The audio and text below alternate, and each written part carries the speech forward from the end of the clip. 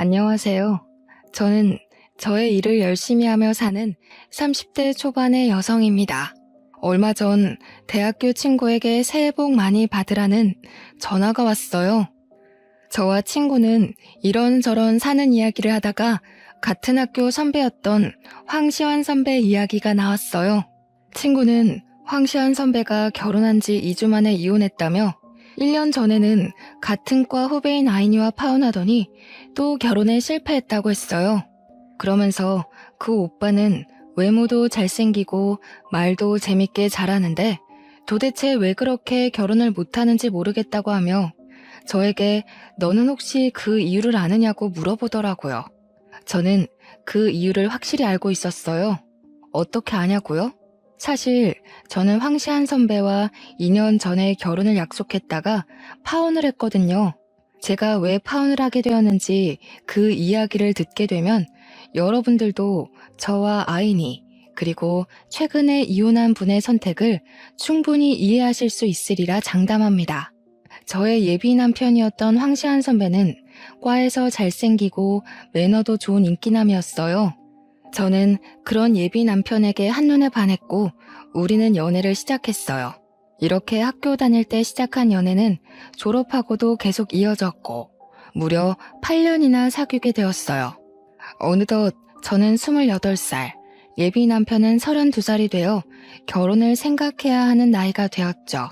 우리는 서로 너무 사랑했던 터라 당연히 결혼을 생각해서 각자의 집에 정식으로 인사드리러 가기로 약속했어요. 먼저 제가 예비 남편의 집에 인사를 드리러 갔어요. 처음 뵙는 자리인 만큼 예쁘게 차려입고 예비 남편의 집 앞까지 갔어요. 예비 남편이 자신의 집 앞에서 저를 기다리고 있더라고요. 제가 예비 남편에게 너무 떨린다고 하니 걱정하지 말라고 어른들이 다들 좋아하실 것이라고 하며 다독여줬어요. 떨리는 마음을 부여잡고 예비 남편의 손을 잡고 집에 들어가니 남자 어른 두 분이 계시는 것이 아니겠어요? 예비 남편은 오른쪽은 아버지, 왼쪽은 고모부라고 하며 인사하라고 하더라고요. 저는 인사를 드린 뒤 설마 나온다고 고모부도 오신 거냐고 물으니 그게 아니라 오늘이 제삿날이래요. 저에게 제삿날이라는 말 한마디도 없이 인사하는 날짜를 잡은 것이 황당했어요. 하지만 어른들이 계시는데 그 자리를 박차고 나갈 수도 없는 노릇이라 일단 들어갔어요. 들어가니 고모부가 우리 장손이 드디어 여자를 데려왔다고 반겨주시더라고요. 인사를 드린 후 거실에 앉아 있는데 큰 방에서 할머니께서 나오셨어요. 예비 남편은 같이 사시는 친할머니라고 말하더군요. 저의 예비 남편은 장손이자 귀한 외동아들이고 친할머니, 저에게는 시할머니를 모시고 살고 있었어요. 제가 예비 남편에게 어머니는 어디 계시느냐고 물으니 부엌에 계신다고 했어요. 인사를 드리러 예비 남편을 따라 부엌에 가니 제사상에 올릴 음식들이 식탁에 올려져 있었고 예비 시어머니는 제기들을 마른 수건으로 닦고 계시느라 정신이 하나도 없어 보이셨어요. 저는 처음 보는 제기들이 신기했어요. 사실 저희 부모님은 제가 태어나기 전부터 교회에 다니셔서 제기들을 TV나 책으로만 봤지 실제로 본 것은 처음이었거든요. 어머니는 이리저리 두리번거리는 저를 보며 미소를 지으시더니 다가와 네가 현정이냐며 시완이에게 이야기 많이 들었다고 하시며 반가워하셨어요. 그러시며 미안한데 오늘은 제사라서 바쁘니 일단 조금 도와달라고 하시며 앞치마를 저에게 주셨어요. 처음 뵙는다고 정장까지 입고 왔는데 보자마자 앞치마를 주시니 너무 황당했어요. 하지만 앞으로 시어머니가 되실 수도 있는 분이니 저는 그냥 아무 소리 않고 앞치마를 받았어요. 그렇게 저는 예비시댁에 처음으로 간 지 30분 만에 앞치마를 맸어요. 그리고 불편한 정장을 입고 부엌 바닥에 앉아 전을 부쳤죠. 예비 남편도 제 옆에 앉아 같이 전을 부치려고 했어요. 그런데 그 모습을 본 할머니가 부엌으로 바로 오시더라고요. 시완아, 남자는 부엌에 들어가는 것 아니다. 어서 나와. 불성사납게 이게 뭐 하는 짓이냐? 할머니, 그래도 현정이 처음 왔는데 힘들잖아. 좀 내가 도와야지. 안 그래요? 예끼? 그러면 못 써. 우리 집에 대를 이을 하나뿐인 귀한 장남이 이런 일하면 못 쓴다. 어서 거실로 가서 앉아 있어. 할머니는 예비 남편의 손을 끌고 거실에 앉혔어요. 예비 남편은 거실에 앉아 고모부와 술을 마시며 희희낙낙하고 놀더라고요. 저는 이런 상황이 황당했지만 그래도 원래 제가 음식하는 것을 좋아하기도 했고 TV에서만 보던 제사를 처음 겪어보니 신기하기도 해서 그냥 오늘만 봉사한다는 생각으로 음식을 장만했어요. 저녁 7시 정도가 되자 제사를 이제 해야겠다며 고모부와 시아버지가 거실에 병풍을 펼치시고 예비 남편은 큰 상을 가져왔어요. 어머니는 부엌에서 제기 위에 대추와 사과를 조심스럽게 올리셨어요. 그러면서 저에게 들고 거실로 가서 제사상 위에 올리라고 하셨어요. 저는 어머니께서 주신 쟁반을 그대로 들고 가서 밥상에 반찬 올리듯이 아무 곳에나 음식을 두었어요. 너는 홍동백서도 모르니? 대추는 왼쪽에, 사과는 오른쪽에 두어야 할 것이 아니니? 할머니는 제게 음식을 잘못 올렸다고 다그치셨어요. 그런데 제사상 자체를 처음 보는 제가 이런 걸 알 리가 있나요? 저는 그저 이 상황들이 당황스러워 얼굴이 빨개져서 눈만 끔뻑거리고 있었어요. 할머니, 그거는 아직 저도 헷갈려요. 현정이가 그런 거 어떻게 알겠어요? 너무 뭐라 그러지 말아요. 이 녀석, 벌써 이러면 아주 우리가 시집살이라도 시키면 난리칠 녀석일세. 할머니가 한 소리 하실 수도 있지. 그거로 그러니? 할머니가 현정이를 잡아먹기라도 하신다니? 시아버지가 농담식으로 말씀하셨지만 사실 기분이 그다지 좋지는 않더라고요. 할머니의 진두지휘 하에 제사상 위에 음식들이 다 차려지고 제사가 시작되었어요. 제가 예비 남편의 옆에 서기 위해 앞쪽으로 가자 어머니는 제 팔을 잡고 부엌으로 가셨어요. 어머니는 여자들은 절할 때 부엌에 빠져 있다가 음식이 빠질 때 재빨리 음식을 나르고 저녁상을 펴야 한다고 하더라고요. 사실 저는 절을 굳이 안 해도 상관은 없었지만 그래도 음식은 어머니와 제가 다 했는데 정작 우리는 제사에 참여도 하지 못하고 부엌에 있으라고 하니 뭔가 재주는 곰이 부리고 돈은 주인이 받아가는 그런 묘한 기분이더라고요. 그래도 저는 제사를 한 번도 지내본 적이 없기에 원래 제사는 남자들만 하나보다 생각했어요. 시아버지와 고모부, 예비 남편이 진지한 표정으로 절을 하고 향 위에서 술잔을 돌리는데 저는 그저 신기했어요. 그렇게 제사가 마쳐지고 어머니는 간단히 제사상을 정리한 후 큰 상 하나, 작은 상 하나를 차리셨어요. 그러고는 큰 상에는 수저를 4개와 반찬을 푸짐하게 두시고 작은 상에는 수저 2개와 약간의 반찬을 두셨어요. 고모부, 시아버지, 예비 남편, 그리고 시할머니는 큰 상에 자리를 잡으셨어요. 저도 예비 남편 옆에 앉으려고 하니 어머니께서 제게 잠깐만 부엌으로 와보라고 하시더라고요. 네가 잘 모르나 본데 제사 마치면 너와 나는 저 작은 상에서 먹는 거란다. 큰 상은 남자와 집안 어른들만 드시고 작은 상은 며느리들이 먹는 거야. 알겠지? 네 밥 퍼서 같이 먹자꾸나. 어머니는 당연하다는 듯이 작은 상으로 가셨어요. 저는 이 상황이 이해가 되지 않더라고요. 우리 집은 남자와 여자는 평등해야 한다고 항상 교육하셨어요. 그래서 아빠와 엄마 그리고 제가 설거지도 항상 돌아가면서 했고요.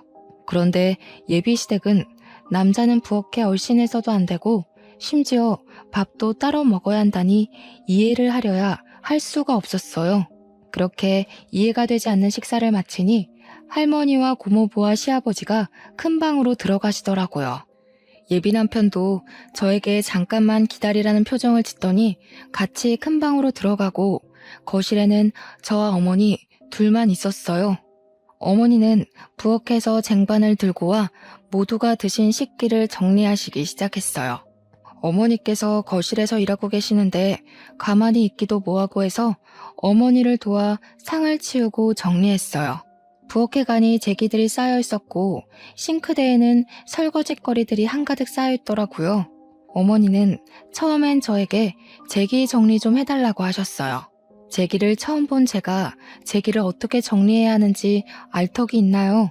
모른다고 하니 어머니가 제기를 정리하시기 시작하셨고 저는 설거지를 했어요. 그렇게 1시간 정도 지나 부엌 정리가 끝났어요. 제가 설거지를 다 하고 고무장갑을 벗자마자 큰 방에서 예비 남편이 나오더라고요. 다 했어? 설거지 할 거 많았을 텐데 고생했네. 벌써 밤 10시인데 이제 집에 가야 하지? 근데 어쩌지? 아까 나 고모부랑 술 먹어서 운전은 못 해줄 것 같은데 혼자 갈 수 있겠어? 예비 남편은 제가 설거지를 할 동안 방에서 고모부와 아까 못다 마신 술을 더 마셨더라고요. 술에 취해 해롱해롱한 예비 남편과는 오늘 그 어떤 이야기도 할 수 없겠다 싶어 어른들께 인사를 드리고 혼자 버스를 타고 집에 왔어요. 집에 도착하니 밤 11시였어요. 예비 시댁에 인사드리러 간다고 오전부터 나가서는 완전 파김치가 되어 밤늦게 온 저를 본 엄마는 깜짝 놀라서 무슨 일 있었냐고 물으셨어요. 저는 엄마에게 오늘이 제삿날이라서 시어머니와 제사 준비도 하고 제사도 지내고 뒷정리까지 하고 왔다고 말씀드렸어요. 또한 예비 남편이 장손에다 외아들이고 시할머니와 함께 살고 있다는 사실도 이야기했죠. 엄마는 제삿날에 인사하러 오라고 말한 것도 기가 막힐 노릇인데 남의 집 귀한 딸을 제사 준비까지 시키고 뒷정리까지 시키냐며 화를 내셨어요. 당장 예비 남편에게 전화해서 따진다는 것을 예비 남편이 지금 술 먹어서 말해도 소용없다고 하며 겨우 말렸네요. 엄마는 한창 화를 내시다가 저와 예비 남편이 결혼하는 것은 진지하게 다시 생각을 해봐야겠다고 하시고는 주무시러 들어가셨어요. 엄마는 화를 많이 내셨지만 저는 그래도 예비 남편이 좋았어요. 제사라는 문화가 그다지 싫지만은 않았고 무엇보다 예비 남편을 너무 사랑했거든요. 예비 남편도 제게 너무 잘해주었고요. 그래서 그 뒤로도 저희는 잘 만났지만 엄마는 그날 이후 우리의 만남을 탐탁지 않게 생각하셨어요. 그리고 2주 정도가 흘렀어요. 예비 남편은 어른들이 다시 저를 집으로 초대했다고 토요일에 함께 가자고 하더라고요. 저는 저번에 인사드리러 갔을 때 제삿날이라 많은 이야기를 나누지 못해서 다시 초대하셨다고 생각하며 그날 당연히 가겠다고 했어요. 약속한 토요일 오전, 이번에도 깔끔하게 정장을 입고 예비 남편 집 앞으로 갔어요. 문을 열고 들어가니 현관에 신발이 가득 있었어요. 집 안에는 어른도 있고 아이들도 있었는데 어른들만 해도 20분 정도가 있으시더라고요. 저는 현관에서 신발도 벗지 못한 채 이게 무슨 일인가 싶어 어리둥절하게 서 있었어요. 예비 남편은 가만히 있는 제 손을 잡고 들어갔어요. 그러더니 당숙 할아버지, 작은 할아버지, 남원 작은 아버지, 천안 작은 아버지 등 그 자리에 계시는 모든 분에게 각각 인사시켰어요.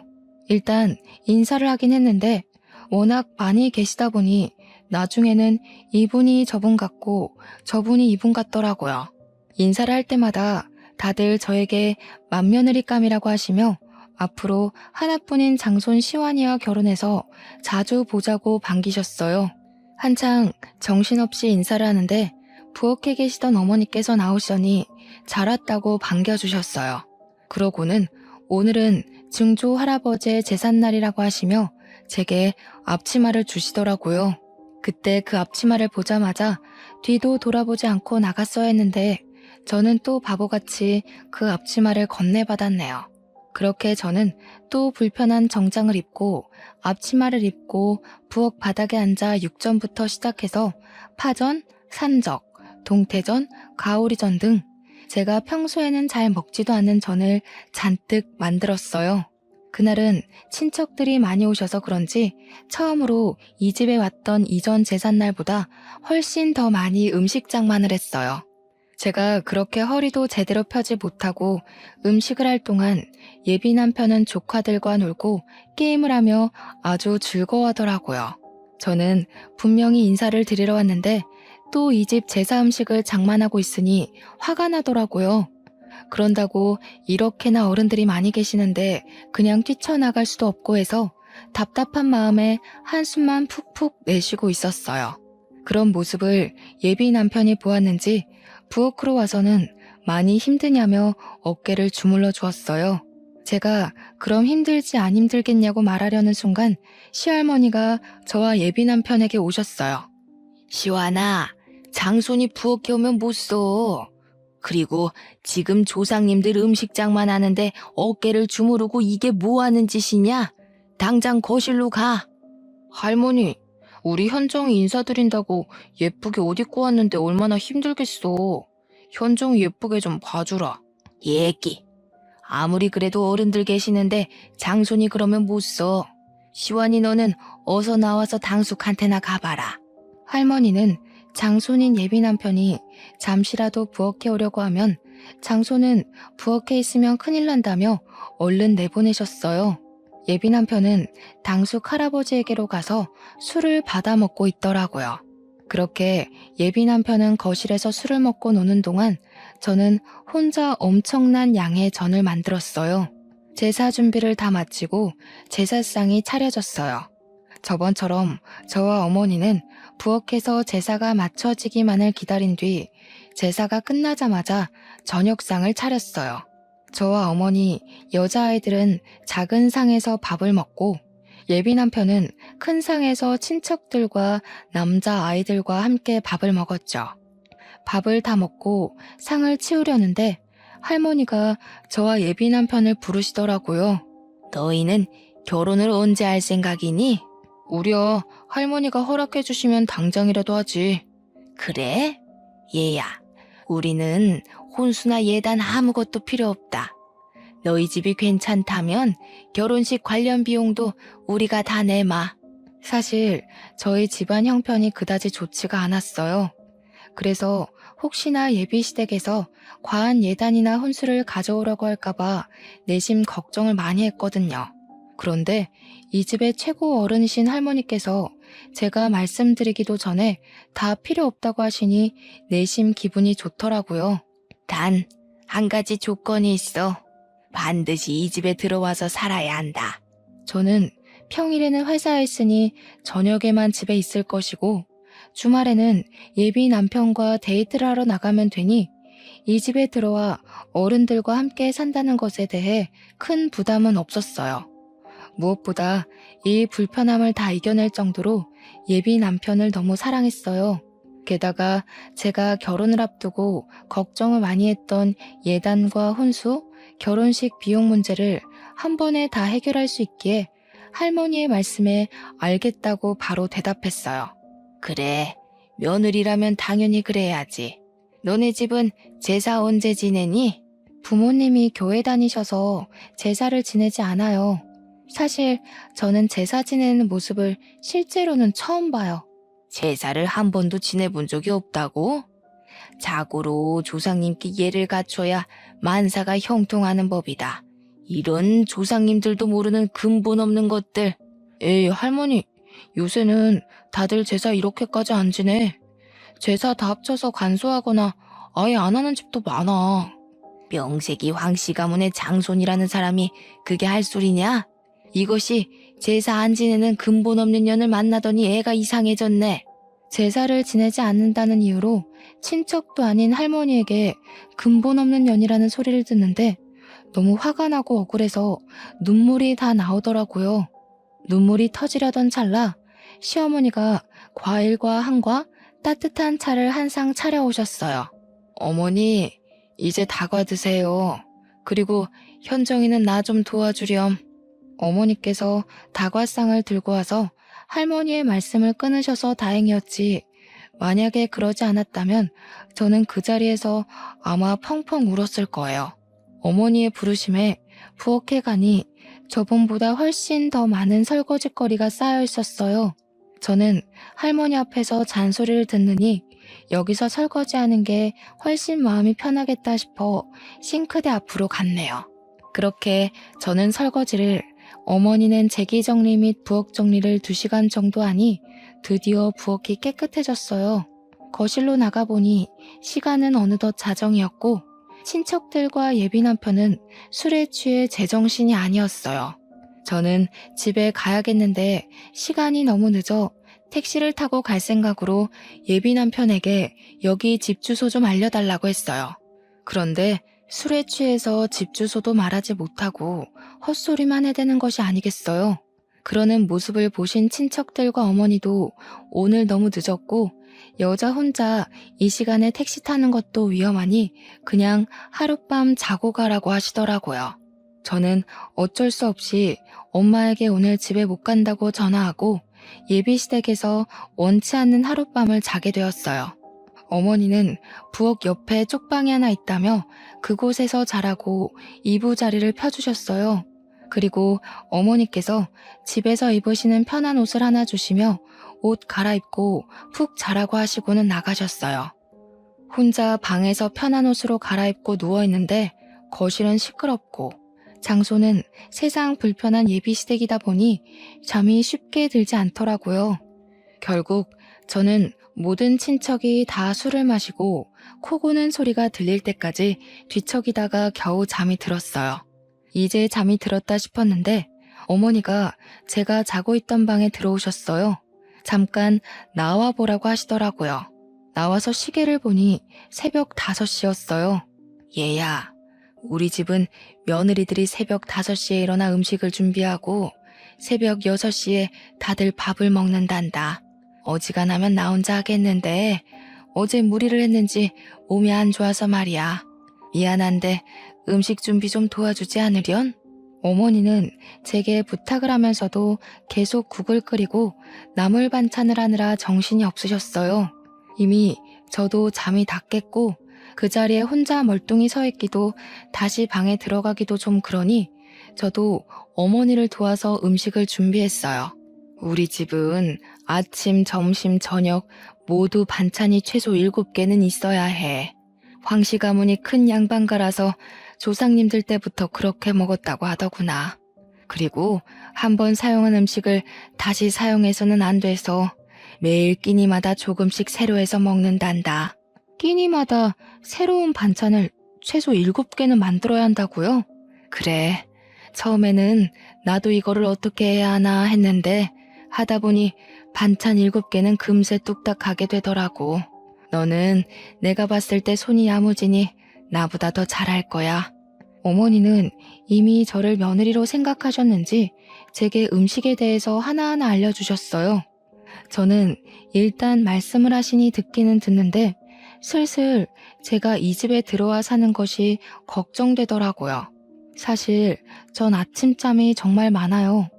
회사도 7시에 겨우 눈을 뜨고 나가는데 새벽 5시에 일어난다는 것은 상상도 할 수 없었어요. 게다가 이 집안의 아들들, 장소는 다 잠을 자고 이 집안의 핏줄이 전혀 섞이지 않은 어머니와 저만 황씨 집안 사람들을 위해 요리를 한다는 것이 썩 내키지는 않더라고요. 어머니께는 죄송하지만 어머니와 저의 모습이 황씨 집안을 위해 일하는 노비처럼 보였어요. 제가 이런 생각을 하는 동안에도 어머니는 쉴 새 없이 부엌 여기저기를 다니셨고 반찬이 7개나 있고 국이 있는 멋진 한상을 뚝딱 차리셨어요. 어머니가 식사하시라고 말씀하시자 그제야 누워있던 친척들이 일어났어요. 다들 머리는 부스스하고 눈도 제대로 뜨지 못하고 밥을 먹더라고요. 저는 자리를 잡고 밥을 먹으려는데 어머니는 여전히 부엌에서 일하고 계시더라고요. 어머니, 식사 안 하세요? 밥 퍼드릴까요? 나는 원래 아침을 안 먹어. 아침에는 입맛이 없기도 하고 할머니께서 식사 끝나면 꼭 숭늉과 과일을 찾으셔서 준비해야 해. 나는 숭늉을 끓일 테니 너는 가서 밥 먹으렴. 어머니는 그 많은 음식을 다 준비하셨지만 제대로 드시지도 못하고 할머니의 후식을 준비하고 계셨어요. 그러는 어머니를 챙기는 사람은 이 집안에 아무도 없었어요. 예비 남편도 아버지도 그저 자신의 밤새 줄인 배를 채우는 데만 급급했죠. 그 모습을 보는데 이건 정말 아니다 싶었어요. 결혼 전에 예단과 혼수를 준비 안 해도 된다고 해서 한시름 났는데 결혼 후에는 예단과 혼수 문제보다 더 크고 말도 안 되는 문제들이 가득 쌓여 있었죠. 아침 식사와 정리를 마치고 예비 남편에게 얼른 집에 가자고 했어요. 집에 갈 준비를 하고 있는데 할머니가 저에게 앉아보라고 하시더라고요. 그러면서 황씨 가문은 옛날에 이렇고 저렇고 하시며 집안 조상님에 관해서 얘기하셨어요. 솔직히 귀에 하나도 들어오지는 않았지만 그냥 앉아서 네네 하면서 형식적인 대답만 이어갔어요. 그래서 말이다. 우리 집은 이렇게 엄청난 집안이라 명절을 가장 중요하게 생각한단다.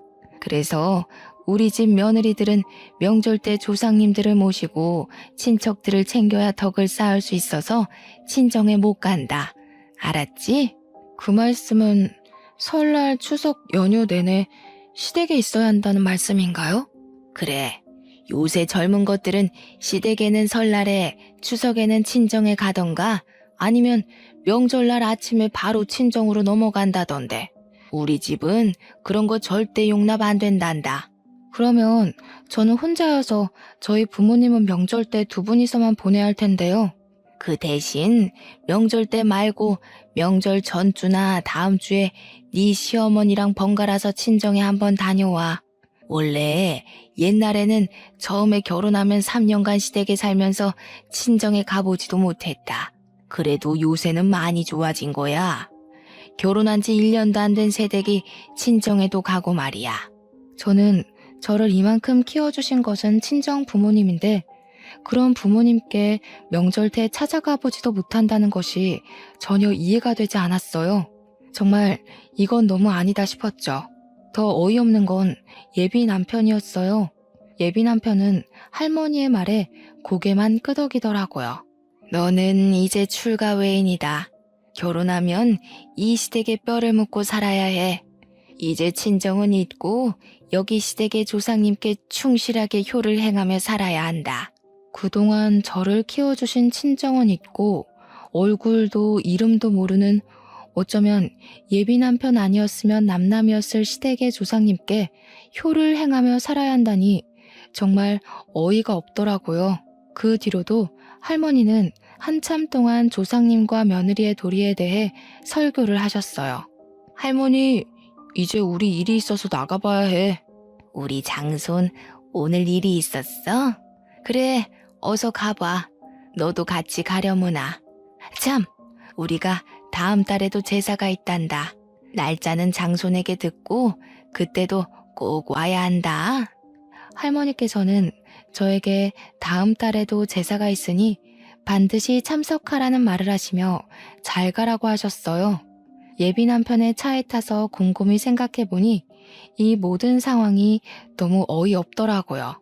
저는 분명히 결혼 전 인사를 드리러 왔는데 인사는커녕 제사 음식 장만하고 부엌에서 일하고 아침상 차리고 다음날 예비 시댁에서 나온다는 것이 말이나 되는 상황인가요? 우리 할머니가 좀 말이 많으시거든. 그래서 할머니 말이 더 길어질까봐 내가 적당히 둘러대고 잘랐어. 그래. 그런데 인사 와서 제사 지내고 온다는 것이 좀 그러네. 왜? 힘들어서 그래? 이거 한 번 가지고 그러면 어떡해. 우리 집은 1년에 제사가 12번, 명절 2번 해서 1년에 총 14번 제사를 지내야 하는데 앞으로 어쩌려고 그래. 이제 제사 문화에 적응해봐. 1년에 14번이나 이런 제사를 지낸다고? 응. 그래도 네가 제사를 2번이나 와서 어른들한테 잘 보여서 그런지 친척들이 다들 너무 좋은 며느리감이라고 칭찬하시더라. 며느리감? 응. 최고의 며느리감이래. 할머니와 친척들 모두 너를 며느리로 생각하시는 거지. 우리 집 며느리 테스트 합격한 거 축하해. 어? 며느리 테스트? 응. 며느리 테스트. 내가 이 집안의 외동아들에다 장손이라 아무 여자와 결혼 못 시킨다고 내가 여자를 데리고 오면 테스트를 한다고 하셨거든. 그래서 제삿날에 인사하러 오라고 해서 어떻게 행동을 하는지 우리 친척들과 잘 어울리는지 테스트를 한 거야. 그럼 나 통과했으니 기뻐해야 하는 거야? 그럼 현정이 너는 우리 집 며느리 테스트에 처음으로 합격한 거야. 예비 남편은 신나서 이야기하는데 저는 듣고 있자니 너무 어이도 없고 황당하더라고요. 무슨 조선시대에 세자가 결혼할 때 양반집 교수들 여럿 모아놓고 삼간택 치르면서 세자빈 뽑는 것도 아니고 남녀 평등을 외치는 이 21세기에 며느리 테스트라뇨. 아, 그리고 사극에서 보면 조선시대 때 세자빈 간택에 통과하면 별궁으로 들어가서 결혼 전까지 왕실 교육을 받잖아. 그것처럼 우리 집도 옛날부터 며느리가 될 사람에게 결혼 전에 우리 집으로 오게 해서 교육을 받게 했어. 그래서? 그니까 다음 달에 제사도 꼭 참석해서 와서 어른들 모시는 것도 배우고 해야 해. 너는 제사를 한 번도 지내보지 않아서 더 많이 배워야 할 수도 있겠다. 다음 달 제사가 일요일이니까 금요일부터 우리 집에 와서 금, 토, 일 같이 생활하면서 할머니, 어머니한테 배워. 할머니도 예비 남편도 뼈대가 굵은 양반 가문의 집안이라서 며느리들은 교육을 받아야 한다며 제사 음식 장만을 도우라는데 빨리 이 집 며느리 자리에서 도망가야겠다는 생각뿐이었어요. 바로 헤어지자고 말하고 싶었지만 8년간 사귀었던 정도 있었고 전날 잠을 거의 못 자서 너무 피곤해서 일단 바로 집으로 갔어요. 집에 오니 엄마는 저번에는 시댁에 인사드리러 간다 해놓고서는 11시에 파김치가 돼서 오더니 오늘은 아예 그 집에서 잠을 자고 왔냐고 뭐라고 하시더라고요. 저는 이 결혼하지 않겠다면서 어제 제사 지낸 이야기부터 아침에 할머니께 들었던 이야기까지 모두 다 하나도 빠짐없이 말씀드렸어요. 부모님은 이게 무슨 경우냐며 지금도 이러는데 결혼하고 정식으로 그 집 며느리 되면 혼수와 예단을 하지 않았다는 핑계로 시집살이 호되게 시킬 것 같다고 하셨어요.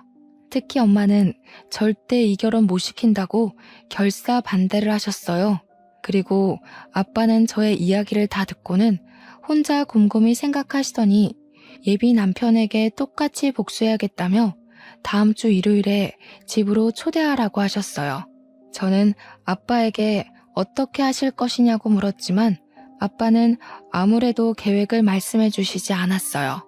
다음 주 일요일, 아직 예비 남편이 올 시간이 한참 남았는데 아빠와 엄마는 옷을 차려입고 계시더라고요. 그러면서 오늘 교회 갈 건데 너와 시완이도 같이 가야 하니 옷 입고 준비하라고 하시더라고요. 사실 그동안 부모님은 일요일마다 교회에 가시긴 하지만 지금까지 한 번도 제게 같이 교회 가자는 소리를 안 하셨어요.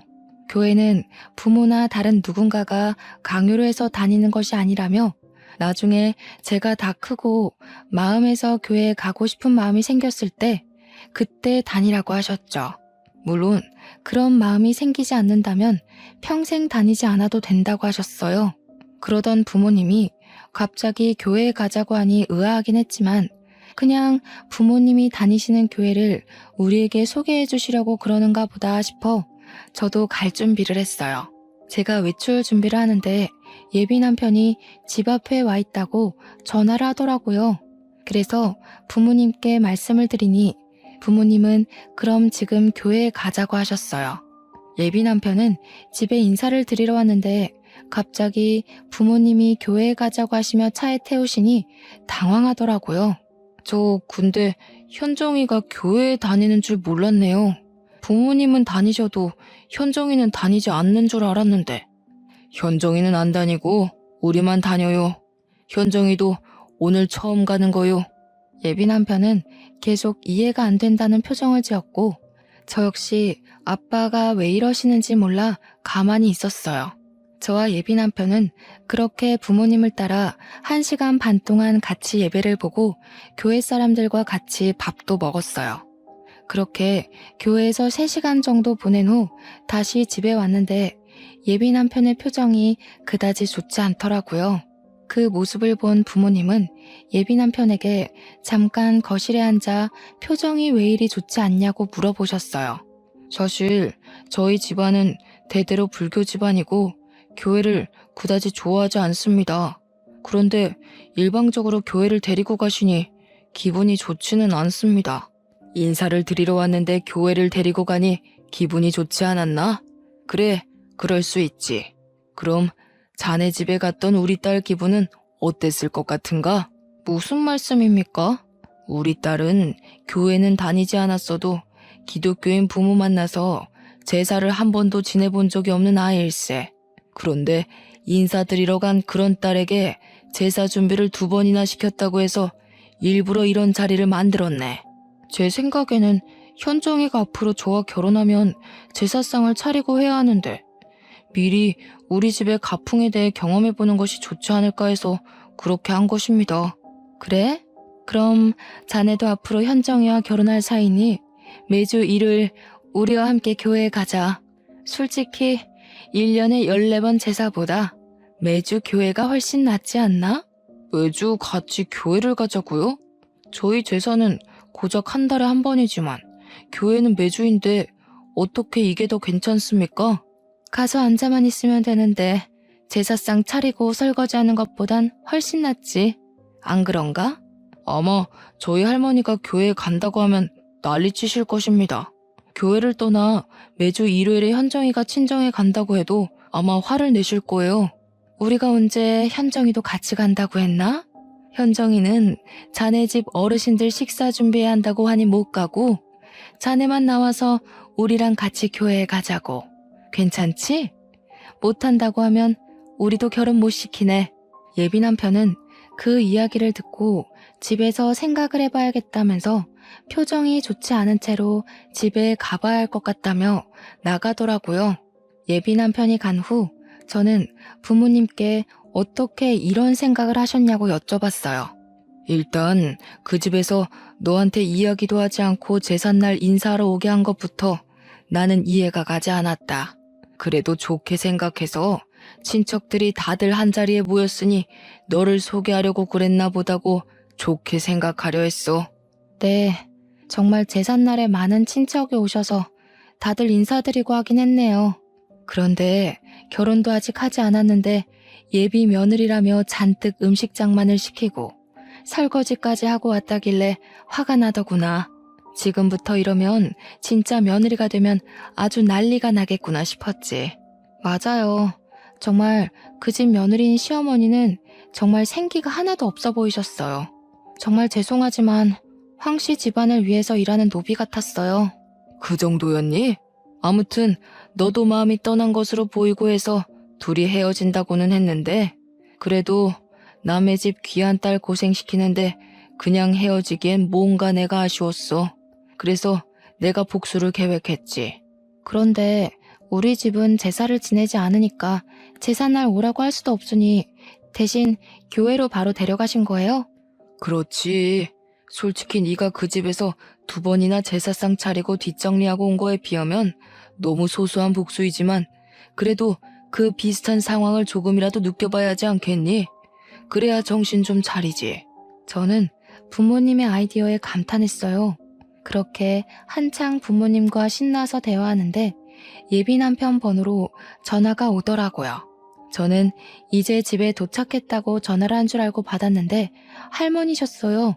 너는 우리 집이 교회를 얼마나 싫어하는데 감히 우리 황씨 가문의 귀한 장손을 교회에 데리고 가니? 부정타게 말이야. 너네 부모는 생각이 있는 거니 없는 거니? 제가 전화를 받자마자 할머니가 소리를 고래고래 지르시며 혼내시는데 그 소리가 어찌나 큰지 정말 귀가 떨어져 나갈 것 같았어요. 제가 너무 놀라기도 하고 당황해서 가만히 있자 엄마는 제 핸드폰을 빼앗아 가셨어요. 안녕하세요. 저 현정이 엄마입니다. 보고 있자니 화가 나서 그랬습니다. 그럼 제사를 지내본 적도 없는 저희 딸이 거기에서 밤 늦게까지 제사 준비하고 치우고 한 것은 해도 되는 일입니까?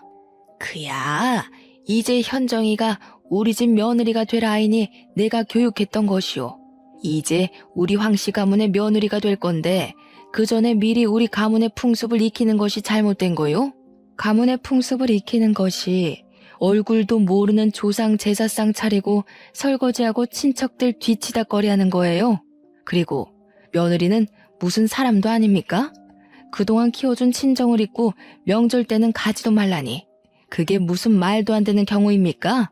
그야 우리 집이 양반 집안이라 항상 내려왔던 풍습이니까 그런 것이오.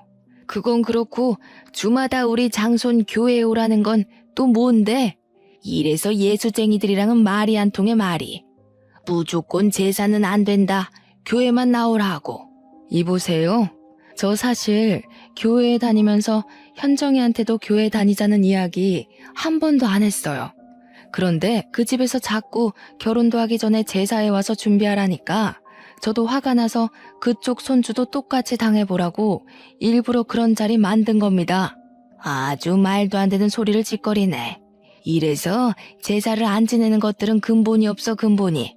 사람이면 자기 조상을 알아야지. 조상도 모르면서 무슨 하느님 예수님을 찾고 앉아있어? 그럼 그 집 며느리들은 자기 집 조상을 찾아야지 왜 애먼 황씨 집안 조상을 위해 일한답니까? 자기 조상도 모르니 그런 소리가 나오지. 이래서 교회 다니는 사람들은 사람 취급도 해서는 안 된다니까. 그래서 당신네 딸이 우리 집 제사 못 지내게 하겠다는 것이요? 그럼 우리도 결혼 못 시키니 그런 줄 알아. 네, 저희도 그쪽 아들 주마다 교회 안 오면 저의 귀한 딸 그쪽에 보낼 생각 없습니다. 경제적으로 힘들어 보여서 얘 다니고 혼수고 다 포기하고 몸만 와서 이 집에서 살라고 했구먼. 내 나름 당신네 생각해서 이렇게 하는데 아주 복을 걷어차네 걷어차. 할머니는 엄마에게 할 말 못한 말 다 하시고 전화를 끊으셨어요. 부모님은 화가 잔뜩 나서 다시는 예비 남편을 만날 생각도 하지 말라고 하셨어요. 다음날 저는 예비 남편에게 전화했어요. 어제 우리 집에 이런 일이 있었고 나도 그 집에서 며느리 노릇할 자신이 없어서 우리 이제 그만해야 할 것 같다고 말하려고 했죠. 솔직히 미워서 전화도 하고 싶지 않았지만 그래도 8년이라는 긴 시간을 사귀었고 결혼까지 약속했으니 확실히 끝내고 싶었거든요. 그런데 전화를 받지 않더라고요. 카톡도 보지 않고요. 그날뿐 아니라 다음 날이 되어도 한 달이 되어도 예비 남편은 아무 연락이 없었어요. 이렇게 저는 8년 동안 사귀고 결혼까지 약속했던 예비 남편과 파혼을 했어요. 아니지. 확실히 그만하자고 끝맺음을 한 건 아니었으니 잠수 파혼을 당했다고 표현하는 편이 더 맞겠네요. 10년이면 강산도 변한다는데 8년이면 절대 짧은 시간은 아니잖아요. 저는 8년간 예비 남편이 진짜 저의 남편이라고 생각하고 최선을 다했어요. 그런데 마지막 인사도 하지 못한 채 제가 사랑을 쏟아부은 그 시간이 순식간에 물거품이 되었어요. 그래도 끝맺음을 확실히 못해서인지 헤어지고도 한동안은 미련이 계속 남더라고요. 그래서 1년가량은 예비 남편을 그리워하기도 하고 원망도 하며 그렇게 눈물 속에서 시간을 보냈었네요. 그렇게 1년이 지나자 저도 어느 정도 마음의 정리가 되더라고요. 새로운 남자도 만나보라는 엄마의 말에 선짜리도 나가고 소개팅도 나가긴 했어요. 그런데 나이가 나인지라 만날 때마다 자연스럽게 결혼 이야기가 나왔고 상대분과 이야기를 하다 보면 경제적으로 넉넉하지 않은 내가 결혼을 할 수 있을까 하는 걱정이 먼저 들었어요. 그때마다 예비 시할머니께서 하신 말씀대로 그냥 그 집에 들어가서 모든 것을 견디고 참고 살 걸 그랬나 하는 생각도 들더라고요. 그런데 그 집에서 정말 영혼 없이 모든 것을 체념한 표정으로 일을 하시던 어머니의 표정이 생각났어요. 그게 저의 미래의 모습이라는 생각을 하니 이건 인생을 망하는 길이겠구나 싶더라고요. 제가 본 그 집의 며느리는 자신의 조상 받드는 데 쓰는 일종의 도구이자 노예 같았어요. 그리고 할머니는 제사로 조상님께 덕을 쌓아야지 만사가 형통한다고 하셨지만 제사 열심히 지내는 그 집의 작은 아버지들, 고모부는 다 이혼해서 혼자 살고 계시더라고요. 과연 이러한 모습이 잘 풀리는 집안의 모습일까 하는 생각이 들더라고요. 제가 만약에 결혼해서 그 집 며느리로 있었다면 기가 막힌 황씨 가문의 가풍이 싫어서 저 또한 이혼했을 수도 있겠네요. 어쩌면 조상님 제사상 공들여 지낸 예비 남편 집보다 제사상 한번 차려본 적 없는 우리 집이 조상님의 도움을 더 많이 받지 않았나 하는 생각이 들어요. 파혼하고 2년이나 지난 지금은 완전히 마음 정리를 하고 저의 일을 하며 재밌게 살고 있어요. 당분간은 누구 만나지 않고 일만 할 생각이에요. 그래서 일단 저 자신의 가치를 높여서 나중에 제가 정말 좋아하는 남자를 만났을 때 당당하고 멋지게 결혼을 하고 싶네요. 지금까지 기나긴 저의 파혼 사연 들어주셔서 감사합니다. 우리 다들 멋진 상대를 만날 수 있도록 자신의 가치를 높이기 위해 열심히 살아봐요. 아, 그리고 마지막으로 할 말이 있는데 시댁에 인사하러 갔더니 제사시키는 집안이 또 있다면 그 집에 들어가서 인사할 것도 없이 바로 나오세요. 제가 겪은 고생들 겪을 확률 99.99%예요. 꼭 도망가세요. 공대 졸업한 황시한 선배가 결혼하자고 해도 무조건 도망가세요. 그 집에 노예처럼 살고 싶으시다면 상관없지만 그게 아니라면 반드시 도망가세요.